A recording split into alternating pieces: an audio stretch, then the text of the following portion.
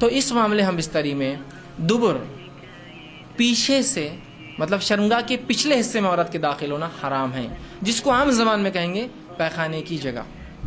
ٹھیک، عورتوں کے جو شرمگاہ ہوتی ہے وہ مردوں کے مقابلے میں مختلف ہوتی ہے اس معاملے میں کہ مرد کی شرمگاہ کا ایک ہی حصے سے پیشاب بھی نکلتا ہے اور منی بھی نکلتا ہے، لیکن عورتیں مختلف، تو عورتوں کے پیشاب کی جگہ الگ ہوتی ہے اور شرمگاہ الگ، جہاں اولاد پیدا ہوتی ہے وہ جگہ الگ ہوتی ہے، اور پیخانے کی جگہ الگ ہوتی ہے. تو مردوں میں 2 ہی حصے ہیں جہاں سے نکلتا، عورتوں میں 3 ہوتے ہیں. یاد رکھیے.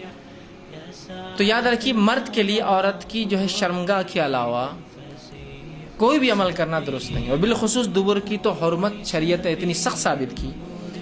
مسند احمد کی روایت جو ہے ام سلمہ رضی اللہ عنہ فرماتی ہیں جب مہاجرین انصار کے پاس مدینہ آئے تو ان کی عورتوں سے جو ہے شادیاں رچائی. مہاجر عورتوں کو زمین پر لٹا کر یا ان کے ہاتھ کو زمین پر رکھ کر گھٹنوں کے بل ان کو کر جمع کرتے تھے، فائدہ اٹھاتے تھے. مہاجرین میں سے ایک آدمی نے انصار کی عورت سے نکاح کر لیا اور ارادہ کیا کہ ویسے ہی کام کرے جیسا وہ ان کے پاس چلن تھا کرے. تو اس نے انکار کر دیا اور کہا جب تک رسول اکرم صلی اللہ علیہ وسلم پوچھ کر نہیں آؤں گی عمل نہیں کرنے دوں گی. اس نے کہا ٹھیک ہے جا پوچھ کر آ جا. وہ عورت صبح ہونے کے بعد رسول اکرم صلی اللہ علیہ وسلم کے پاس پہنچی. جب خدمت میں پہنچی تو بڑی شرمائی، کیسے پوچھوں. تو ام سلمہ رضی اللہ عنہا جو آپ کی بیوی تھی ان سے کہا کہ ذرا آپ رسول اللہ سے پوچھ دیجئے نا کہ یہ عمل کیا جائز ہے.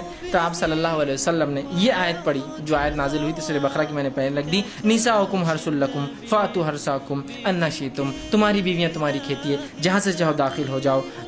جو ہے اور وہ آگے اللہ کے سوا نہیں مگر ایک ہی جگہ مقام پیدائش کا داخل ہو، لیکن نہیں مگر ایک ہی جگہ مقام پیدائش. اس سے پتہ چلا دبر میں داخل ہونا، پیخانے کی جگہ یا انال سیکس جس کو کہتے ہیں، شریعت میں حرام ہے، اور اتنا سخت حرام ہے کہ اس کی حرمت کے تعلق سے 3 ہی حدیثیں رکھتا ہوں آپ کے سامنے. پہلی حدیث آپ سے فرماتے ترمذی اور ابن حبان کی روایت، آپ نے فرمایا اور کہا اللہ تعالیٰ ایسے آدمی کی طرف نہیں دیکھیں گا یا دیکھنا گوارا نہیں کرے گا جو اپنے بیویوں سے دبر میں جمع کرتا تھا، پیخانے کی جگہ جو ہے جمع کرتا تھا. اس کی طرف دیکھنے والا نہیں اللہ قیامت دن. اللہ کا نہیں دیکھنا مطلب اللہ کا رحم نہیں کرنا. دوسری روایت ابو داؤد کی روایت، آپ سے فرماتے وہ آدمی ملعون ہے، اللہ کے نزدیک لعنتی ہے، فرشتوں کے نزدیک لعنتی ہے، انسانوں کے نزدیک لعنتی ہے، جو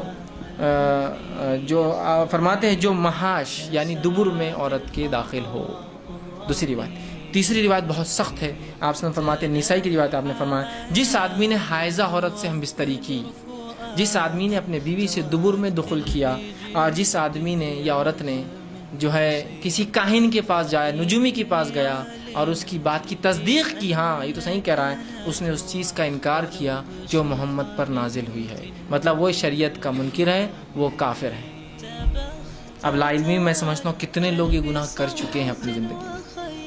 لوگوں کو لگتا ہے یہ تو کوئی بات ہی نہیں، روٹین آف لائف ہے.